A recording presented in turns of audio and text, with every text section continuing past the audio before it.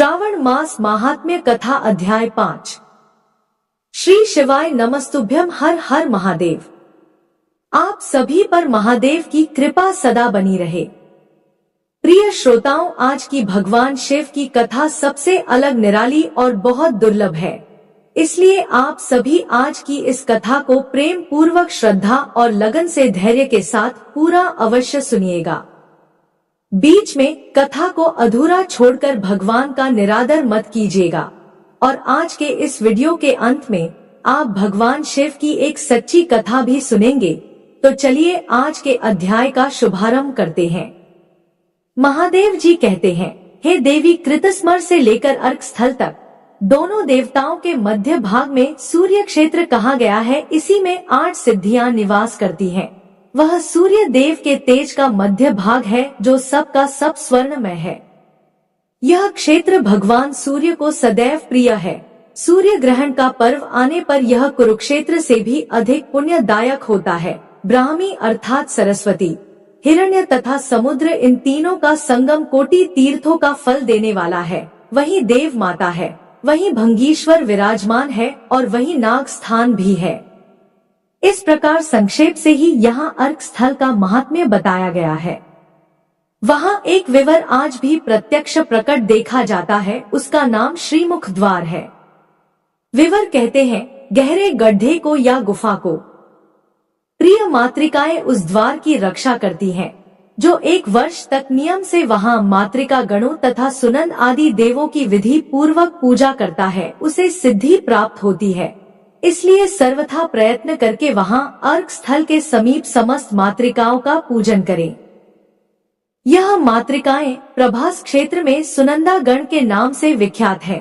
देवी जो निष्काम भाव से भगवान सूर्य की पूजा करता है, वह इस क्षेत्र के महात्म्य से तथा अर्क सूर्य के प्रभाव से निश्चय ही मोक्ष को प्राप्त हो जाता है।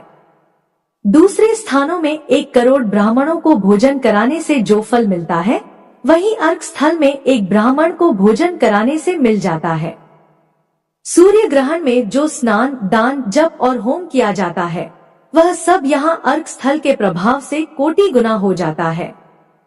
जो मनुष्य माघ मास के कृष्ण पक्ष में रविवार युक्त सप्तमी को अर्क स्थल के समीप जागरण करता है, वह परम गति को प्राप्त होता है। उस क्षेत्र में निवास करने वाले सभी मनुष्यों के लिए अर्क स्थल पूजनीय है। कल्याणकामी पुरुष को चाहिए कि वह भगवान सूर्य पर जल में पैदा या फिर मुरझाया हुआ अथवा किसी दोष से दूषित या बासी फूल कभी ना चढ़ाए। पार्वती जी ने पूछा, भगवान सूर्यदेव को राहु कैसे ग्रस लेता है, यह भी बताइए। महादेव जी कहने लगे, देवी, मैं ग्रहण का कारण बतलाता हूँ, सुनो। विशेष समय आने पर सूर्यदेव अपनी किरणों से अमृत की धारा बहाते हैं। उस समय अमृत की इच्छा रखने वाला राहु अपने विमान पर बैठकर सूर्य बिंब के नीचे आ जाता है। उसके बिंब से सूर्य का बिंब छिप जाता है। इसी को सूर्य ग्रहण कहते हैं। वास्तव में कोई भी सूर्यदेव को ग्रस नहीं सकता। वे निश्चय ही ग्रसने वाले को जलाकर भस्म जो कर देंगे। पूर्व काल में उस क्षेत्र के भीतर लोकपाल, महर्षि, सिद्ध, विद्याधर, यक्ष, गंधर्व तथा मुनि लोक सिद्धि को प्राप्त हुए हैं। कुबेर, भीष्म, ययाति, गालव तथा साम ने भी यहाँ उत्तम सिद्धि प्राप्त की है। यह महात्म्य कथा नास्तिक, श्रद्धाहीन, क्रूर, दोष दर्शी और सठ मनुष्य से कभी नहीं कहनी चाहिए। अपने पुत्र, शिष्य, धर्मिष्ठ, ज्ञानी तथा भगवान सूर्य के भक्त को ही यह प्रसंग सुनाना चाहिए, जो तेज का सनातन आश्रय, जल की गति, दिशाओं का अविनाशी दीपक, सिद्धि का खुला हुआ द्वार, जगत का सामान्य नेत्र, आकाश रूपी सरोवर का स्वर्णमयी कमल, दिगंगनाओं का दैदीप्यमान कुंडल तथा काल गणना का एकमात्र मापक यंत्र है। वह भगवान सूर्य का बिंब आप सभी लोगों की रक्षा करे। अब श्री सूत जी कहते हैं, हे विप्रवरों, भगवान शिव के इस प्रकार कहने पर यशस्विनी देवी पार्वती ने इस प्रकार फिर पूछा, हे देव, आपके मस्तक पर जो ये चंद्रमा विराजमान है, किसके पुत्र है? कब और किस प्रकार इनकी उत्पत्ति हुई है, कृपया यह भी बताइए। महादेव जी कहने लगे, देवी, देवताओं और दानवों ने मिलकर जब क्षीर सागर का मंथन किया तब उसमें से 14 रत्न निकले। उन्हीं रत्नों में ये महातेजस्वी चंद्रमा भी थे। इनकी उत्पत्ति अमृत से हुई है, इसलिए विषपान करने के बाद इन्हें मैं आज तक अपने सिर पर धारण करता हूँ। पूर्व काल में मैंने चंद्रमा को अपना शिरोभूषण बनाया है, इसलिए लोग मुझे चंद्रभूषण भी कहते हैं। देवी मैं ही सृष्टि, पालन और संहार करता हूँ। सृष्टि काल में मैं रजोगुण से संयुक्त रहता हूँ और संहार काल में तमोगुण से युक्त हो जाता हूँ। मैं ही तीनों रूपों में स्थित हूँ, इसलिए ब्रह्मा भी मुझ महेश्वर के ही अंश है। ब्रह्मा का स्वामी मैं ही हूँ। विष्णु और ब्रह्मा दोनों ही मुझ सदाशिव से अभिन्न है, क्योंकि मैं सर्वात्मक हूँ। शिव ही संपूर्ण जगत का पालन करने वाला श्री विष्णु है और मेरे द्वारा निर्मित ब्रह्मांड में यह लोक है। इसी के भीतर संपूर्ण चराचर जगत है। इस ब्रह्मांड में अब तक कितने चंद्र ग्रहण और सूर्य ग्रहण बीत गए और कितने अभी होंगे, इसकी गणना करना असंभव है। चंद्रमा का जो तेज पृथ्वी पर प्राप्त हुआ, उससे संपूर्ण दिशाओं को प्रकाशित करने वाली औषधियां उत्पन्न हुई। उन्हीं औषधियों के द्वारा संपूर्ण लोक तथा 4 प्रकार के प्रजा वर्ग जीवन धारण करते हैं। फल लगने पर जिनका अंत हो जाता है, ऐसी औषधियां क्षण कहलाती हैं। यह 16 प्रकार की हैं। धान, जौ, गेहूं, अणु, तिल, मोठ, कंगनी, कोदो, चीना, उड़द, मूंग, मसूर, निष्पाप, कुल्थी, अरहर और चना, यह 16 प्रकार के क्षण है। यह ग्रामीण औषधियों की जातियां बताई गई है। ग्राम और वन में उत्पन्न होने वाली 14 प्रकार की औषधियां यज्ञ के काम आती है और उनके नाम इस प्रकार है। धान, जौ, गेहूं, अणु, तिल, कंगनी, कुल्थी, सावा, तिल्ली, बनतिल, गवेदू, उड़द, मकई और बास धान। तृण, गुल्म, लता, विरुद्ध तथा गुच्छ आदि करोड़ों प्रकार के औषध और तृण के स्वामी चंद्रमा है। वे ही संपूर्ण जगत को धारण करते हैं। भगवान सोम जगत का हित करने की इच्छा से सबको धारण करते हैं। इसीलिए ब्रह्मा जी ने उन्हें बीज, औषधि, ब्राह्मण और मंत्रों का राज्य प्रदान किया है। राजा के पद पर अभिषिक्त होकर महातेजस्वी सोम ने अपने प्रकाश से ही तीनों लोगों को पुष्ट भी किया है। महादेव जी कहते हैं, देवी, प्राचीन काल में ब्रह्मा जी से दक्ष नामक पुत्र हुआ। ब्रह्मा जी ने दक्ष को सृष्टि करने की आज्ञा दी। तब दक्ष ने अपनी पत्नी वीरनी के गर्भ से 60 कन्याएं उत्पन्न की। उनमें से 10 को तो उन्होंने धर्म के साथ ब्याह दिया। 13 पुत्रियां कश्यप जी को दे दी। 27 कन्याओं का विवाह चंद्रमा जी के साथ कर दिया। 4 कन्याएं अरिष्टि नेमी को, 2 भृगु पुत्र को, 2 बुद्धिमान कृष्वासु को और 2 अंगिरा मुनि को ब्याह दी। देवी पार्वती ने पूछा, है जगदीश्वर, प्रभास क्षेत्र में किस समय सोमनाथ लिंग की स्थापना हुई है? रोहिणी वल्लभ चंद्रमा ने कृतार्थ होकर किस प्रकार उसकी आराधना की, कृपया यह भी विस्तार पूर्वक बताइए। तब महादेव जी कहने लगे, देवी, वैवस्वत मनवंतर के 10वें त्रेता युग में दुर्वासा सहित चंद्रदेव उत्पन्न हुए। उस समय चंद्रमा ने सहस्त्र वर्षों तक कठिन तपस्या करके भगवान शंकर का प्रत्यक्ष दर्शन प्राप्त किया और लोककर्ता ब्रह्मा जी के द्वारा शिवलिंग की स्थापना कराई।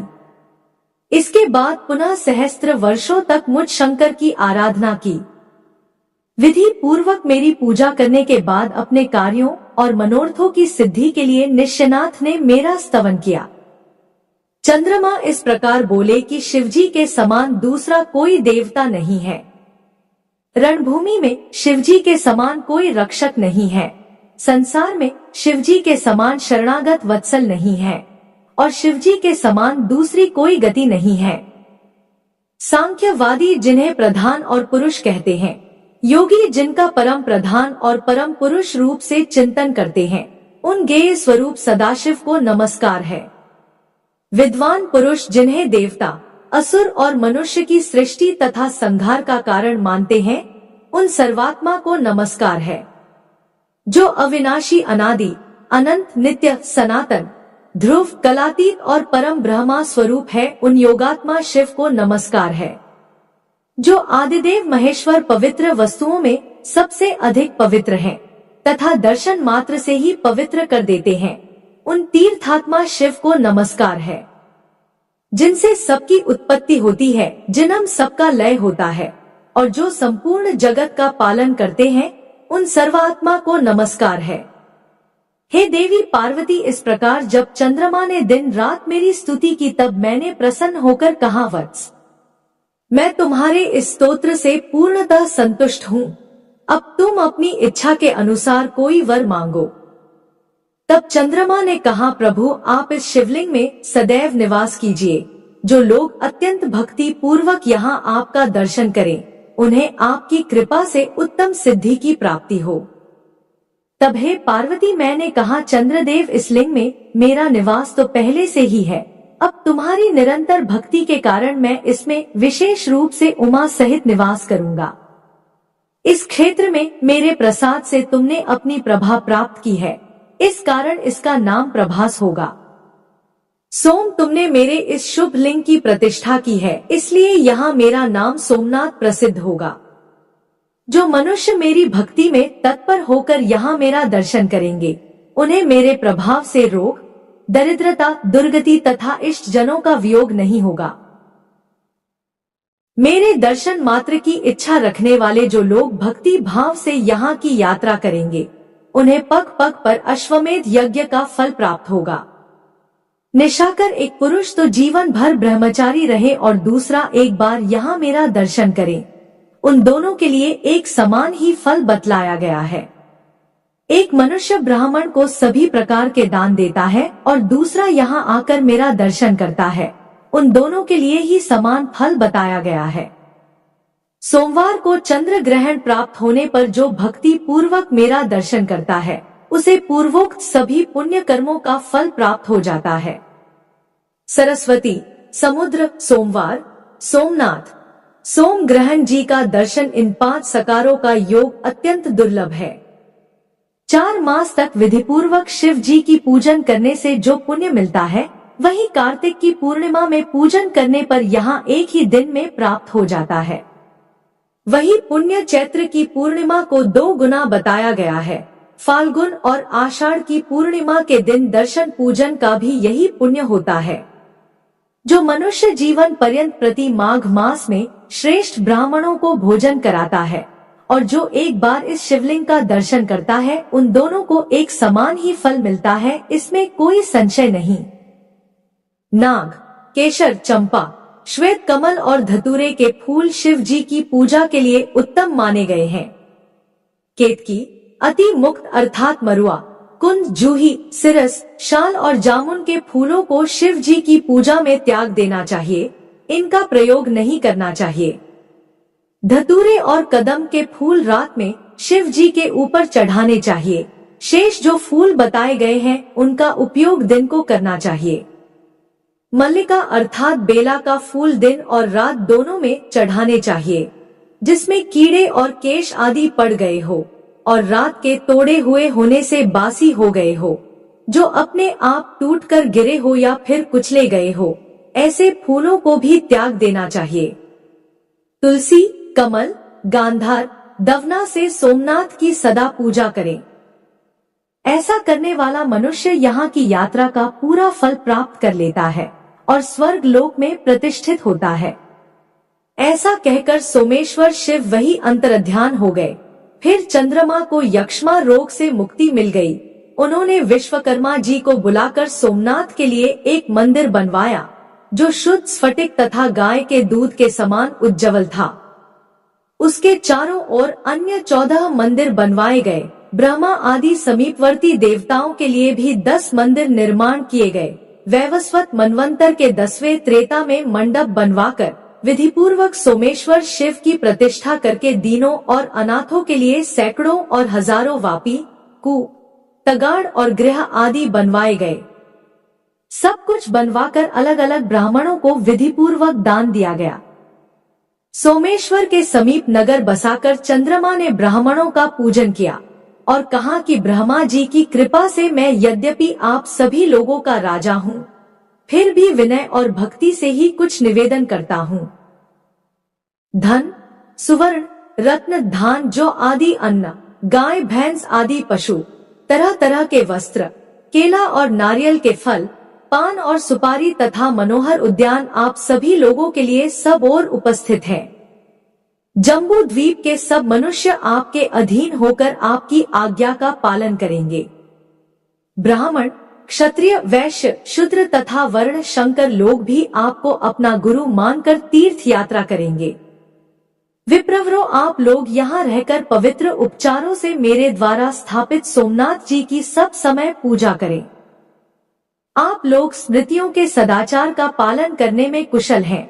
यहाँ रहकर सबके व्यवहारों को देखिए और स्वयं भी श्रुति, स्मृति और पुराणों में प्रतिपादित धर्मों का आचरण कीजिए। यह सुनकर उन ब्राह्मणों ने कहा, हे चंद्रदेव, आप हम ब्राह्मणों के राजा हैं। आपने हमें सर्वथा उत्तम उपदेश दिया है। हम आपकी सभी आज्ञा का पालन करेंगे। किंतु जो लोग किसी के द्वारा नियुक्त होकर वेतन लेकर पूजा करते हैं या शिव निर्माल्य का सेवन करते हैं, वे पापी हो जाते हैं। इसलिए ऐसा करने पर हम भी हो सकते हैं। यह पातित्य श्रुतियों और स्मृतियों द्वारा निंदनीय है। श्रुति और स्मृति दोनों ही शिवजी की आज्ञाएं हैं। इसलिए ऐसा कौन मूर्ख होगा जो प्राणों के कंठ तक आ जाने पर भी शिवजी की आज्ञा का उल्लंघन करेगा। अष्टमूर्ति शिव की एक मूर्ति अग्नि देव है, वही देवताओं के मुख है। हम अग्नि में यज्ञ कराते हुए सत्व स्वरूप से संपूर्ण जगत को तृप्त करते हैं। यह जगत भगवान शिव का रूप है। जगत में परस्पर भेद होते हुए भी यह जगदीश्वर शिव से अभिन्न है। अग्नि में विधि पूर्वक दी हुई आहुति सूर्य देव को प्राप्त होती है। सूर्य देव से वर्षा होती है, वर्षा से अन्न होता है और अन्न से प्रजा अपना जीवन धारण करती है। हम तो सदा श्रुति, स्मृति और पुराणों के अभ्यास में संलग्न रहने वाले हैं। उसके अर्थ का विचार करने में ही तत्पर रहते हैं और उनमें बताए हुए सभी सत्कर्मों का पालन करते हैं। इसलिए हमें शिवलिंग पूजन के लिए बहुत कम अवसर मिल सकता है। फिर भी हम रुद्र का जप और 5 महायज्ञों का अनुष्ठान करते हुए ही यथा समय और यथा अवकाश सोमेश्वर लिंग का भी पूजन करते रहेंगे। जय भोलेनाथ। आज का महात्म्य यहीं पर समाप्त हुआ। इसके आगे का वृतांत आप सभी अगले अध्याय में सुनिएगा।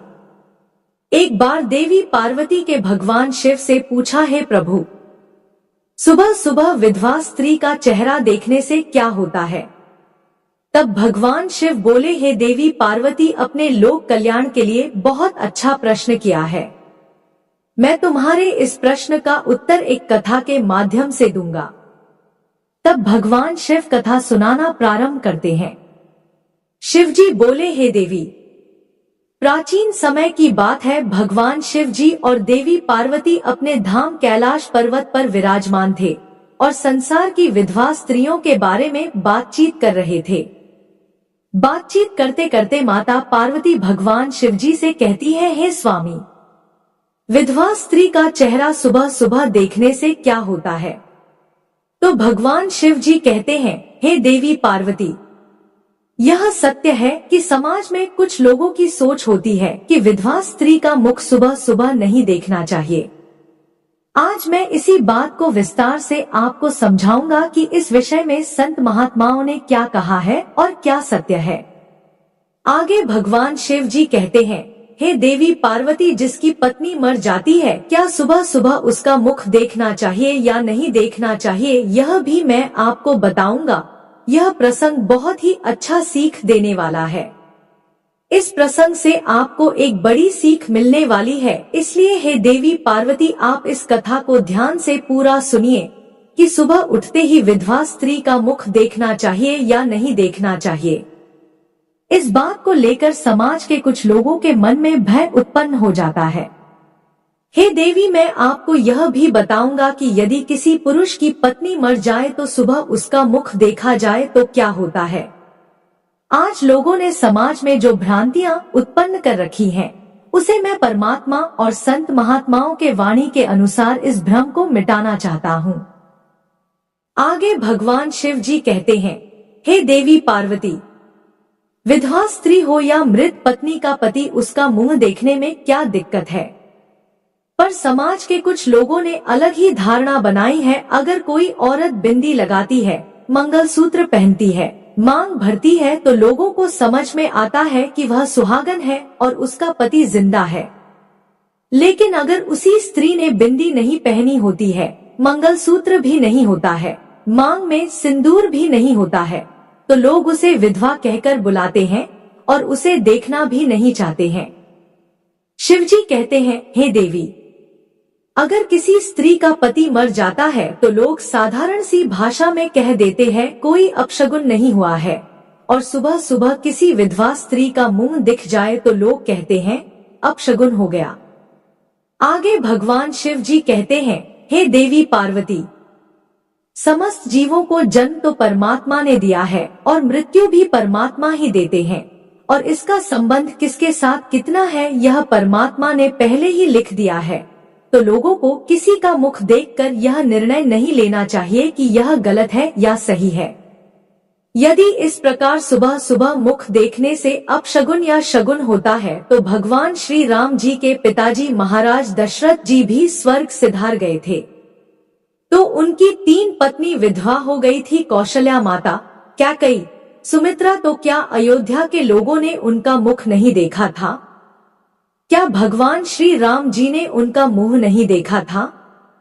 आगे भगवान शिव जी कहते हैं, हे देवी पार्वती, यह समाज के कुछ लोगों की सोच है, यह लोगों की नकारात्मक बुद्धि है। आगे भगवान शिव जी कहते हैं, हे देवी पार्वती, पापी को पाप दिखता नजर आता है, कपटी को कपट नजर आता है, बेईमान को बेईमानी नजर आता है, और धर्मात्मा को धर्म नजर आता है, पुण्य आत्मा को पुण्य नजर आत्मा आता है। अर्थात जिसकी जैसी सोच होती रहती है, सामने वाला व्यक्ति को वैसा ही नजर आता है। अगर किसी स्त्री का पति मर भी गया तो पत्नी को परमात्मा ने जीवित रखा है, तो क्यों रखा है? जाने वाला तो चला गया, लेकिन पत्नी जितना दान करेगी, भजन करेगी, पुण्य करेगी, परमात्मा का स्मरण करेगी, उसका आधा फल उसके मृत पति को मिलेगा।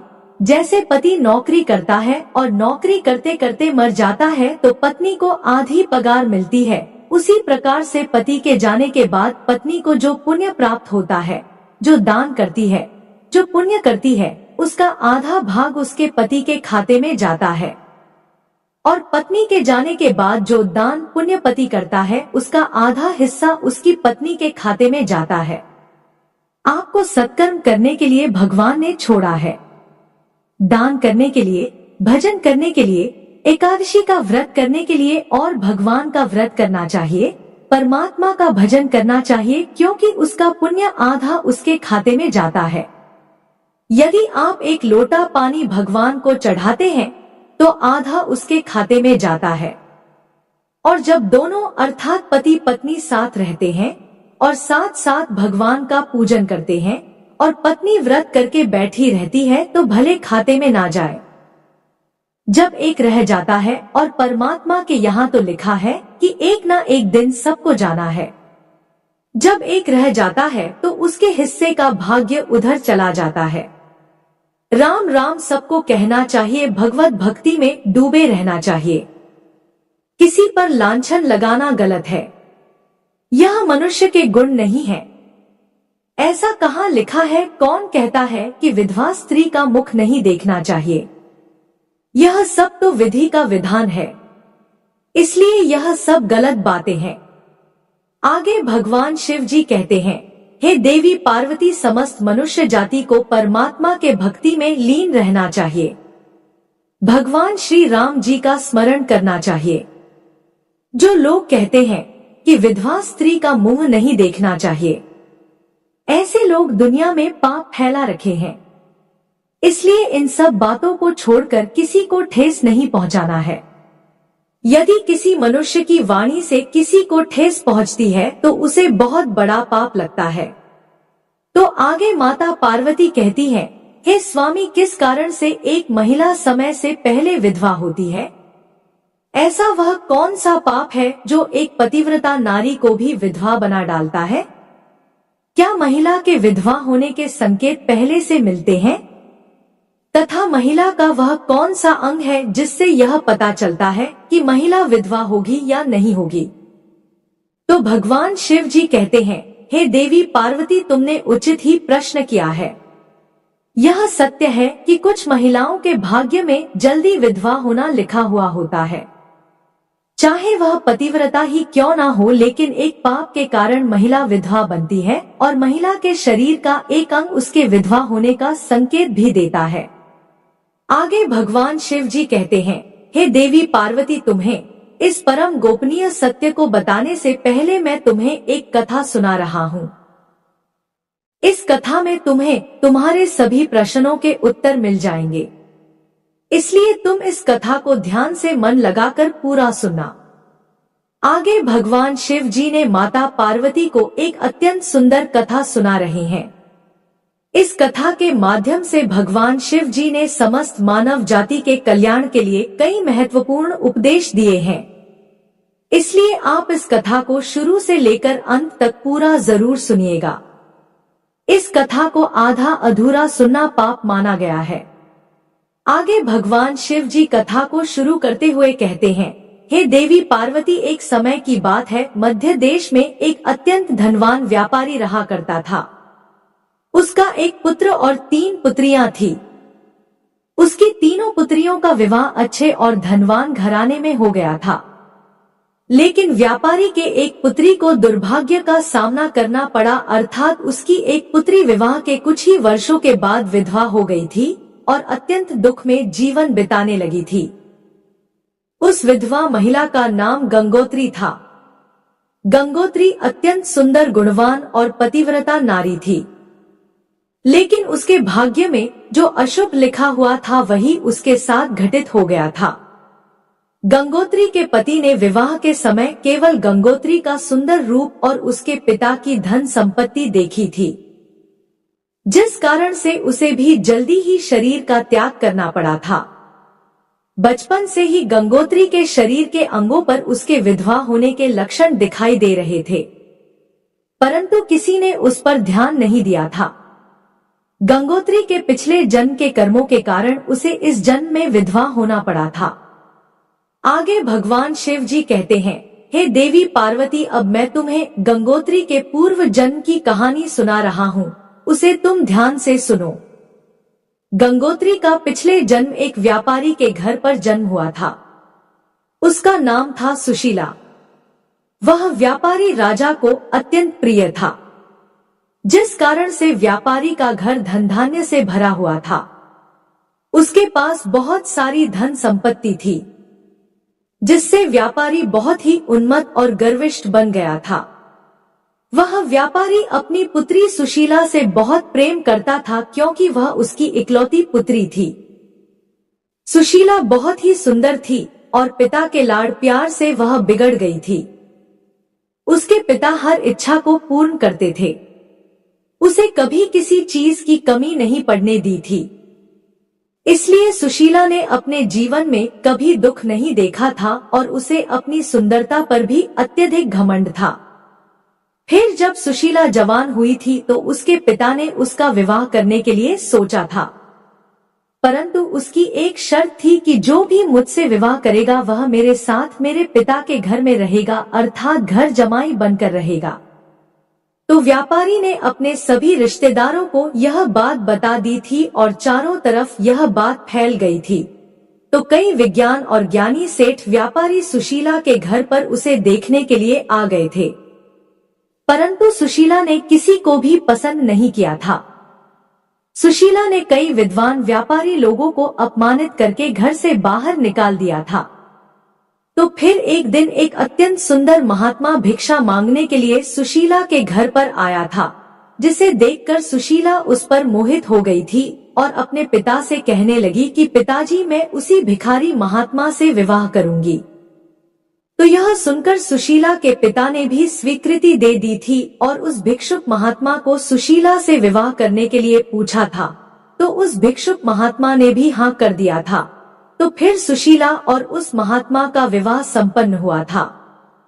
सुशीला विवाह के समय बहुत प्रसन्न थी, उसे उसका मनपसंद जोड़ीदार मिल गया था। तो फिर विवाह के बाद कुछ दिनों तक सुशीला अपने पति के साथ बड़े प्रेम से रहने लगी थी और उसकी सेवा करने लगी थी। परंतु कुछ ही दिन बीतने के बाद सुशीला ने अपना असली रंग दिखाना शुरू कर दिया था। सुशीला अपने पति को नौकर की तरह समझने लगी थी। उसकी आज्ञा का पालन करने की जगह पर उसे ही आज्ञा देने लगी थी और सुशीला अपने पति को भी उसके नाम से बुलाने लगी थी। खुद अपने पति के पैर दबाना छोड़कर अपने पति से ही खुद के पैर दबवाने लगी थी। सुशीला स्वेच्छाचारी थी। वह पति को बिना बताए ही घर से बाहर चली जाती थी। कभी पति की कोई बात नहीं मानती थी। पति से पहले ही भोजन करती थी। किसी भी धार्मिक कार्य में पति के साथ नहीं बैठती थी और अकेले ही मौज करती थी। तो अपनी पत्नी के ऐसे व्यवहार को देखकर सुशीला का पति बहुत दुखी रहने लगा था। उसने सुशीला को बहुत समझाने की कोशिश की थी परंतु वह कभी नहीं मानी थी। सुशीला अपनी ही मनमानी करती रहती थी। सुशीला की माता ने भी उसे समझाने का बहुत प्रयास किया था कि महिला को अपने पति के साथ ऐसा व्यवहार नहीं करना चाहिए, परंतु सुशीला अपनी माता की भी बात कभी नहीं मानती थी और वह जानबूझकर अपने पति को अपमानित करती रहती थी। दिन प्रतिदिन अपने पति की बुराई करना, उसे अपशब्द कहना, उसे नाम लेकर बुलाना आदि प्रकार के निंदनीय कार्य वह रोज करती थी। तो सुशीला के पति भी उससे बहुत परेशान हो गया था। फिर एक दिन उसने बहुत विचार किया था और सुशीला को छोड़कर जाने का निश्चय किया था और सुशीला के पति बिना किसी को बताए ही अपने घर को छोड़कर चला गया था। उसने सुशीला का त्याग कर दिया था और वन में जाकर तपस्या करने लगा था, क्योंकि शास्त्र यही कहते हैं कि बुद्धिमान मनुष्य को दुष्ट और स्वेच्छाचारी पत्नी का त्याग कर देना चाहिए, अन्यथा वह भी उसके पाप का भागीदार बनता है। इस प्रकार सुशीला के पति वन में जाकर तपस्या करने लगा था। सुशीला ने भी अपने पति को खोजने की कोशिश नहीं की थी और बड़े मौज से अपने ही घर में रहने लगी थी। सुशीला की माता ने उसे बहुत समझाया था कि तुम अपने पति से विनती करके उसे वापस घर पर लेकर आ जाओ, परंतु सुशीला कहती थी, जाने दो माँ, वैसे भी मेरा भिखमंगा पति किसी काम का नहीं है।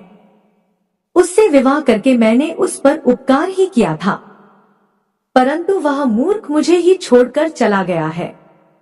ऐसे मूर्ख पति के साथ रहने से अच्छा है मैं अकेले ही रह लूंगी। मैं इतनी सुंदर हूँ कि कोई भी पुरुष मुझसे विवाह कर लेगा। तो सुशीला की ऐसी बातें सुनकर उसकी माता भी दुखी रहने लगी थी। उधर सुशीला के पति ध्यान मग्न होकर तपस्या करने लगा था और सांसारिक बंधनों से मुक्त होकर परमात्मा की भक्ति में लगा रहा। तो फिर कुछ दिनों बाद सुशीला के पिता के साथ अशुभ घटना घटी थी। उसे राजमहल में चोरी करते हुए सिपाही ने पकड़ लिया था और राजा को इसकी खबर दी थी। तो राजा उस पर बहुत क्रोधित हुए थे और उसका सारा धन संपत्ति छीनकर उसे कारागृह में डाल दिया था। तो सब कुछ छिन जाने के कारण सुशीला बहुत गरीब हो गई थी और उसकी माता और सुशीला अब दूसरों के घर पर काम करने के लिए जाने लगे थे और सुशीला के पिता तो कारागृह में बंद थे, तो उसे और उसकी माता को सारा काम करना पड़ रहा था। सुशीला को अकेलापन सताने लगा था। घर में कोई पुरुष नहीं था, इसलिए उनकी सहायता के लिए भी कोई नहीं था। अब सुशीला को अपने पति की याद आने लगी थी, परंतु सुशीला के पति तो वन में साधु बनकर बैठा था। तो फिर सुशीला अपने पति को ढूंढने के लिए वन में चली गई थी, परंतु उसे उसका पति कहीं पर भी नहीं मिला था। वह वन में हर तरफ घूमने लगी थी, परंतु उसे उसका पति नहीं मिला था। फिर वह एक जगह पर विश्राम करने बैठी थी तो अचानक उस स्थान पर एक शेर आ गया था और उसने सुशीला पर हमला कर दिया था। तो उसी क्षण सुशीला के प्राण चले गए। मृत्यु के बाद 3 यमदूत सुशीला को घसीटते हुए यमलोक ले गए थे। तो यमलोक में जब सुशीला यमराज के सामने जा पहुंची तो यमराज ने उसके पाप और पुण्य का मूल्यांकन किया। यमराज कहने लगे, यह तो अत्यंत पापिन महिला है, इसने कभी अपने पति का सम्मान नहीं किया है। इसने बार बार केवल अपने पति का अपमान ही किया है। यह उसका नाम लेकर बुलाती थी और अपने पति के साथ नौकर की तरह व्यवहार करती थी। ऐसी दुष्ट महिला को तो नरक में ही भेजना पड़ेगा। और फिर सुशीला नरक में चली गई थी। अनेक वर्षों तक नरक में सजा भुगतने के बाद सुशीला को अपने पूर्व जन्म के कर्मों का प्रायश्चित करने के लिए फिर से मनुष्य जन्म प्राप्त हुआ था। जो पाप सुशीला ने किया था, उसी पाप के कारण सुशीला के शरीर पर विधवा होने के लक्षण प्रकट हुए थे। आगे भगवान शिव जी कहते हैं, हे देवी पार्वती, अब मैं तुम्हें उन चिन्हों के बारे में बता रहा हूँ। जिस महिला के अंग पर ऐसे चिन्ह प्रकट होते हैं, वह महिला समय से पहले विधवा होती है। भगवान शिव जी कहते हैं, हे देवी पार्वती, यदि किसी महिला के पैर पसीने से रहित होते हैं और उस पर नशे दिखाई ना देती हो, तो उसके पैर चिकने तथा कोमल होते हैं, तो वह महिला सुख भोगने वाली तथा ऐश्वर्यशाली नहीं होती है। यदि महिला के पैर का अंगूठा गोल होता है, तो वह महिला पतिव्रता एवं ऐश्वर्यशालिनी होती है। यदि महिला के पैर के अंगूठे पर नसें दिखाई देती है, तो वह दुर्भाग्य से युक्त व्यभिचारिणी होती है। और बहुत छोटे अंगूठे वाली महिला क्लेश करने वाली होती है और दुख भोगने वाली होती है। अंगूठा यदि छपता है, तो वह महिला गर्भधारण क्षमता में दुर्बल होती है। यदि किसी महिला के पैर की तर्जनी उंगली अंगूठे से भी बड़ी होती है, तो वह स्वच्छंद कामचार अर्थात अनेक पुरुषों से संबंध बनाने वाली होती है। यदि किसी महिला के पैर की उंगलियां परस्पर मिली हुई होती हैं और एक दूसरे के नजदीक होती हैं और उंगलियां गोल एवं सीधे होती हैं और नाखून पतले एवं छोटे होते हैं, तो वह ऐश्वर्यशालिनी होती है और ससुराल में सुख भोगती है। आगे भगवान शिव जी कहते हैं, हे देवी पार्वती, अब मैं विधवा महिला के पैर के लक्षण बता रहा हूँ। यदि किसी महिला के पैर का अंगूठा बहुत बड़ा होता है और आगे से गोल होता है और उसके नाखून टेढ़े मेढ़े होते हैं और अंगूठे पर नसें दिखाई नहीं देती हैं, अगर दिखाई देती हैं, तो उस महिला के विधवा होने के योग्य बनते हैं। यदि महिलाओं की आंख बहुत बड़ी होती है, तो वह मृत्यु पर्यंत दुख भोगने वाली होती है। और यदि महिला के पैर मांस रहित होते हैं, तो ससुराल के भाग्य को नष्ट कर देती है। यदि किसी महिला के पैर की अनामिका उंगली बाकी उंगलियों की तुलना में बहुत छोटी होती है, तो वह कलह करने वाली होती है और घर के वातावरण को असहनीय बना देने वाली होती है। यदि किसी महिला के पैर की मध्यमा उंगली अर्थात बीच की उंगली ज्यादा लंबी होती है, तो वह विवाह के लिए अयोग्य होती है। जो महिला चलते समय पैर पटकते हुए चलती है और धम-धम आवाज करती है, तो वह अपने पति का विनाश करने वाली होती है। आगे भगवान शिव जी कहते हैं, हे देवी पार्वती, इन्हीं लक्षणों के कारण गंगोत्री समय से पहले विधवा हुई थी। पिछले जन्म के कर्मों के कारण ही महिला के विधवा होने के योग्य बनते हैं। जो महिला अपने पति का अपमान करती है, उसका नाम लेकर बुलाती है तथा उसके भोजन करने से पहले ही भोजन करती है, तो वह महिला निश्चित ही समय से पहले विधवा होती है। एक पतिव्रता महिला कभी किसी का अपमान नहीं करती है, कभी उसे नाम लेकर नहीं बुलाती है और सदैव पति से एक निष्ठ रहकर उसकी इच्छा के अनुसार चलती है। उस महिला की कभी दुर्गति नहीं होती है और वह मृत्यु के पश्चात मेरे ही लोक को प्राप्त करती है। इस प्रकार से भगवान शिव जी ने माता पार्वती को अत्यंत महत्वपूर्ण कथा सुनाए हैं। इस प्रकार भगवान शिव जी ने माता पार्वती के माध्यम से समस्त मनुष्य जाति के कल्याण करने के लिए इस कथा को सुनाए हैं। इसलिए भगवान शिव जी और माता पार्वती के इस कथा को जो भी मनुष्य शुरू से लेकर अंत तक ध्यान से पूरा सुनेगा, उसका समस्त पाप नष्ट हो जाएंगे। आशा करती हूँ कि आपको यह कथा अच्छी लगी होगी। अगर आपको यह कथा पसंद आई हो तो वीडियो को लाइक और चैनल को सब्सक्राइब करें और अपने घर परिवार में सबके साथ शेयर करके सबके कल्याण जरूर करें। फिर मिलेंगे भगवान के एक और कल्याणकारी कथा के साथ। तब तक के लिए कमेंट बॉक्स में प्रेम से हर हर महादेव जय मां पार्वती अवश्य लिखें। जो भी मनुष्य भगवान शिव जी और माता पार्वती के इस कल्याणकारी कहानी को सच्चे मन से पूरा सुनेगा तो उस पर भगवान शिव जी और माता पार्वती के कृपा अवश्य होगी। आप सभी पर भगवान शिव जी और माता पार्वती के कृपा सदा बनी रहे। आप सभी का दिल से धन्यवाद।